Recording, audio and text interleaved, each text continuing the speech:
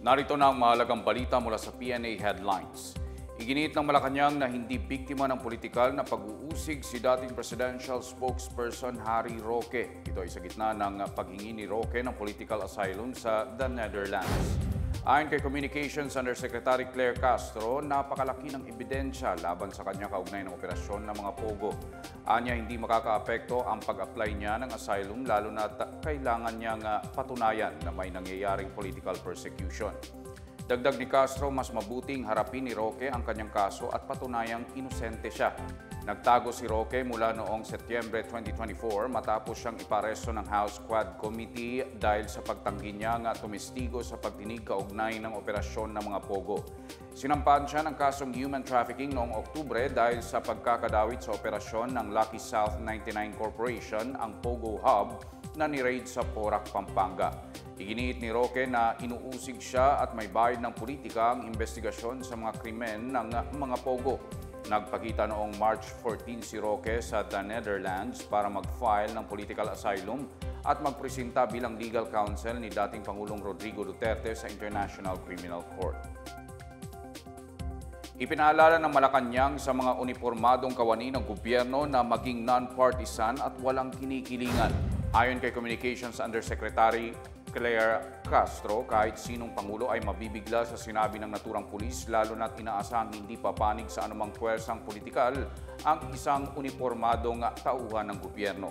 Sinabi niyang hindi palalampasin ng palasyo ang sinumang nananawagan ng panggugulo. Nag-viral ang pulis ng Quezon City Police District na si Patrolman Francis Steve Talion Fontillas nang batikusin niya sa kanyang vlog si Pangulong Ferdinand R. Marcos Jr. at matataas na opisyal ng kapulisan dahil sa pag-aresto kay dating Pangulong Rodrigo Duterte.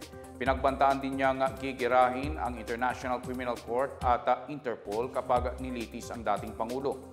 Iniutos na ng National Police Commission na imbestigahan at sampahan ng kasong administratibo si Fontillas dahil sa kanyang pagiging partisan.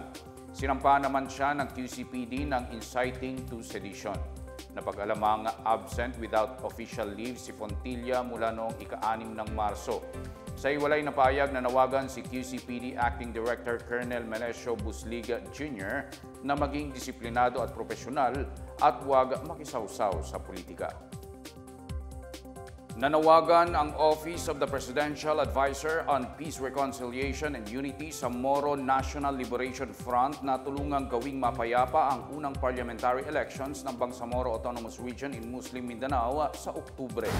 Sinabi ito ni OPAPRO Chief Secretary Carlito Galvez Jr. kasabay ng kanyang pagbati sa MNLF sa kanilang ika-57 anibersaryo ngayong Martes. Pinuri ni Galvez ang katatagan at dedikasyon ng MNLF sa paghubog sa landas ng Bangsamoro Region tungo sa kapayapaan. Sinabi niyang porsigido ang administrasyon ni Pangulong Ferdinand R. Marcos Jr. na ipatupad ang 1996 Final Peace Agreement, ang pundasyon ng pangmatagalang kapayapaan at kaunlaran sa riyon, katuwang ang MNLF. Dagdag ni Galvez, ang pagbabago ng MNLF ay bahagi ng pagpupursigi na maging bahagi muli ng lipunan ang mga dating rebelde at mamuhay ng may dignidad at seguridad. Dahil dito ang eleksyon anya ay mahalagang hakbang tungo sa demokratikong pamamahala at pagpapaigting sa proseso ng kapayapaan. Gaganapin ang unang BARM parliamentary election sa October 13. Formal nang nagsampa ng reklamo ang Department of Agriculture, Bureau of Plant Industry laban sa importer na JRA and Pearl Enterprises Incorporated dahil ito sa pag-angkat ng sariwang yellow onion na labag sa regulasyon ng food safety at plant quarantine. Batay sa reklamo na isinampa sa Manila Prosecutor's Office ni Hendrik X. Conde, Area Manager ng BPI National Plant Quarantine Division, nag-import ang JRA ng 25 metriko tonelada ng yellow onion mula sa China nang walang kaukulang import permit at clearance. Dumating ang shipment na nagkakalaga ng 2.37 million pesos sa South Harbor, Manila noong Hulyo 2024. Ang JRA ay nakabase sa Parañaque at rehistradong enterprise sa Securities and Exchange Commission.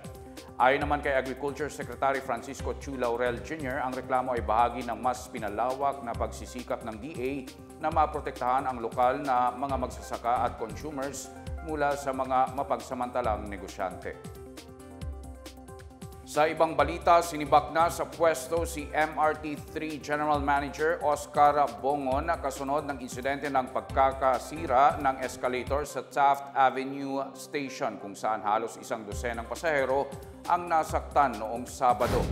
Ayon kay Transportation Secretary Vince Dizon, hindi katanggap-tanggap na nabigo ang pamunuan ng MRT3 na agarang ayusin ang nasirang escalator. Binatikos din ni Dizon ang mabagal umanong pagdedesisyon ng management na nagdulot ng malaking problema. Nagrekomenda na si Dizon ng papalit kay Bongon at kasalukuyang naghihintay ng official appointment papers mula sa Malacanang. Pinabulaanan naman ni Senate President Francis Cheese Escudero na magdudulot ang isyong pampolitika ng pagkaantala sa mga reformang pang-ekonomiya. Ito ay kasunod ng babala ng ING Bank na ang mga isyong tulad ng pagka-aresto kay dating Pangulong Rodrigo Duterte at impeachment ni Vice President Sara Duterte ay maaaring makapagpabagal sa mga reforma sa merkado. Sa isang Viber message, iginiit ni Escudero na ang ganitong ingay ay bahagi ng demokrasya at normal na lamang ang pagkakaroon ng iba't ibang pananaw ng mga tao. Tiwala si Escudero sa kakayahan ng Kongresong ipasa ang mga mahalagang batas sa kabila ng mga isyong pampolitika. At yan ang pinakabago at pinakamahalagang balita sa mga oras na ito, hatid sa inyo ng PNA Headlines. Para sa iba pang mga balita at impormasyon, bisitahin lamang ang aming webpage pna.gov.ph o ang aming Facebook at X account na Philippine News Agency. Ipinapalabas din ang PNA Headlines sa Facebook page ng serbisyo. Mapapanood din ang PNA Headlines sa pamamagitan ng link sa website ng News and Information Bureau sa ilalim ng PNA News at sa YouTube account ng Philippine News Agency. Ako po si Wilnard Baselonia. Ito ang PNA Headlines, nag-aatid ng mga balitang nagbubuklod sa bagong Pilipinas.